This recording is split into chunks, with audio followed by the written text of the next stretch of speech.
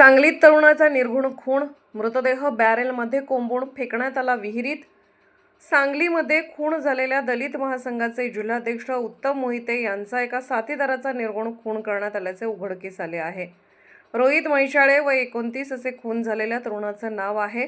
धक्कादायक बाब म्हणजे खून करून मृतदेह हा प्लास्टिकच्या बॅरेलमध्ये कोंबून एका पडक्या विहिरीत टाकून देण्यात आला होता। रोहित म्हैसाळे मृत उत्तम मोहितेचा साथीदार होता। या खून प्रकरणी विश्रामबाग पोलिसांनी दोघा अल्पवयीन बालकांना ताब्यात घेतलं असून एक जण फरार आहे। रोहितचं अपहरण करून त्याचा खून करण्यात आला आहे। मात्र खून हा नेमकं कोणत्या कारणातून झाला हे अद्याप स्पष्ट नसून अधिक तपास सुरू असल्याची माहिती पोलिसांनी दिली आहे। 26 फेब्रुवारी रोजी रोहित याचं अपहरण झालं होतं आणि त्याच्या मागे लागलेल्या संशयित आरोपींचे सीसीटीव्ही फुटेज देखील आता समोर आले आहेत।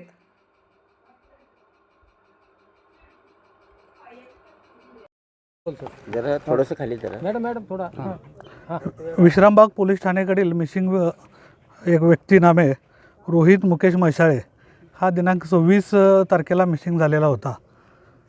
सदरबाबत पोलीस ठाण्याकडे तपास चालू होता। त्या अनुषंगाने कालपासून आमची टीम दोन बालकांकडे तपास करत होती। त्या दोन बालकांनी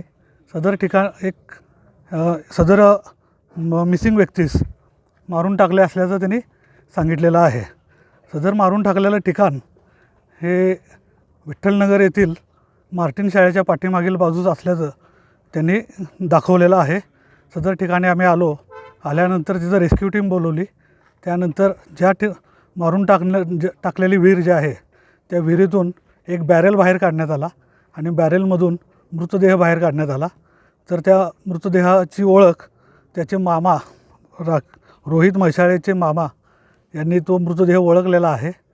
त्याबाबत विश्रामबाग पोलीस ठाण्यामध्ये खुनाचा गुन्हा दाखल करण्याची प्रक्रिया चालू असून अधिक तपास करीत आहोत। थँक्यू।